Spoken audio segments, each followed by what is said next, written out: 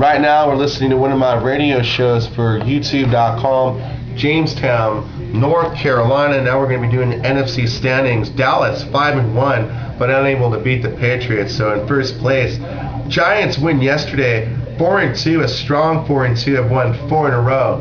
One of the hottest teams right now in the NFL. We're going to be talking about the New York Giants in just a few. The Washington Redskins 3-2, and surprisingly the Eagles in last place in that division, 2-3. They might have to bring back those old uniforms.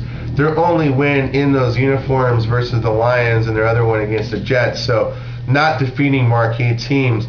The Eagles definitely in that cellar for a reason. In first place, surprisingly, the Packers 5-1. And in last place, the Bears 2-4. We're going to go over that standing real quick. Detroit 3-2, Minnesota 3-2-3, Chicago 2-4. But I still think Chicago is the best team in the NFC, and I'm going to tell you why. Their defense. Their defense is going to have to really step up more than they're already stepping up. Greasy's going to have to start not throwing interceptions. They're going to have to start getting that running game in order. They lose that running back and the guy gets greedy. That's what happens. You need to have a couple of running backs in there. In my opinion, that could be their season. As much as I don't want to say it, when you lose a couple players or one player, and a lot of times when we're all watching the stats and they look good on paper, it does make a difference. So every team has lost or gained a player. Maybe some teams haven't, and that's what's going to be crucial, in my opinion, down the line. Like the Colts, they kept their team together.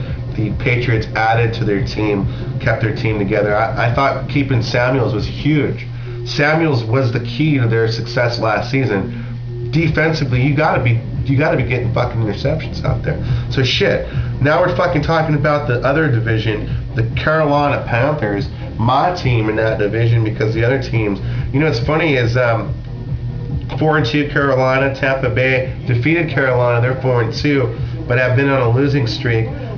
Saints get their first W, impressive win right there.